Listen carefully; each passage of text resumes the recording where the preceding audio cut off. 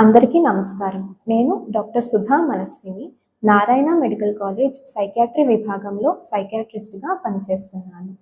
ప్రతి సంవత్సరం మే 31వ తారీఖున ప్రపంచ పొగాకు నియంత్రణ దినోత్సవం నిర్వహిస్తూ ఉంటారు. దీని సందర్భంగా మనం పొగాకు వ్యసనాన్ని ఏ విధంగా నియంత్రించుకోగలం అని తెలుసుకుందాము.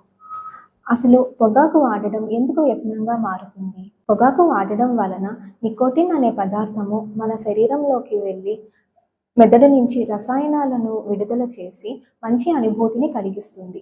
ఈ అనుభూతి వలన మళ్ళీ మళ్ళీ సిగరెట్ కాల్చాలి అని అనిపిస్తూ ఉంటుంది. పొగాకు వ్యసనాన్ని ఏ విధంగా నియంత్రించుకోగలము?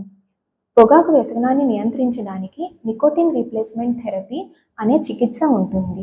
ఇందులో నికోటిన్ గమ్స్ మరియు ప్యాచెస్ ద్వారా వాళ్ళు వాడే పొగాకు మోతాదుని నెమ్మదిగా తగ్గించి పూర్తిగా ఆపివేయడం జరుగుతుంది. పొగాకు వాడాలి అనే కోరిక కలిగినప్పుడు మనము అది ఏ విధంగా నియంత్రించుకోగలము?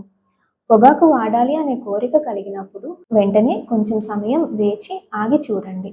చాలా కోరికలు 3 నుంచి 5 నిమిషాల సమయంలో వచ్చి తగ్గిపోతూ ఉంటాయి. పొగాకు వాడాలి అనే కోరిక కలిగినప్పుడు శ్వాస మీదకు దృష్టిని మళ్లించుకుంటూ ఉండండి.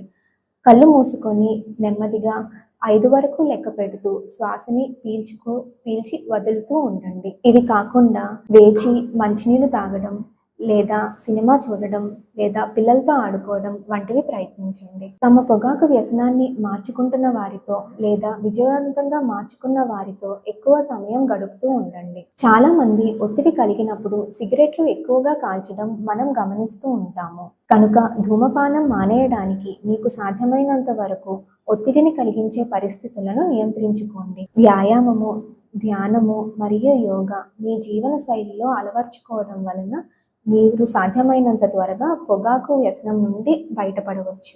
పొగాకు వ్యసనం నియంత్రించడానికి మరిన్ని వివరములు మరియు సహాయం కొరకు నేషనల్ టోల్ ఫ్రీ నంబర్ 1800 11 236ని సంప్రదించగలరు. ధన్యవాదం.